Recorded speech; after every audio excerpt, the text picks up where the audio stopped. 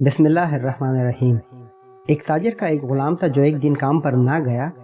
تو اس کے مالک نے سوچا کہ مجھے اس کی تنخواہ میں کچھ اضافہ کر دینا چاہیے تاکہ وہ اور دل جمی سے کام کرے اور غائب نہ ہو۔ اگلے دن مالک نے اسے اس کی تنخواہ سے زیادہ پیسے دیے جو اس غلام نے خاموشی سے رکھ لیے، لیکن کچھ دن بعد وہ دوبارہ غیر حاضر ہوا تو اس کے مالک نے غصے میں آ کر اس کی تنخواہ میں کیا گیا اضافہ بھی ختم کر دیا اور اس کو پہلے والی تنخواہ ہی دی۔ غلام نے اب بھی خاموشی اختیار کی تو مالک نے پوچھا، جب میں نے تمہاری تنخواہ میں اضافہ کیا تو تم خاموش رہے، اور اب جب تمہاری تنخواہ میں کمی کی تو پھر بھی خاموش ہو، بتاؤ ایسا کیوں ہے؟ تب غلام نے جواب دیا، جب میں پہلے دن غیر حاضر تھا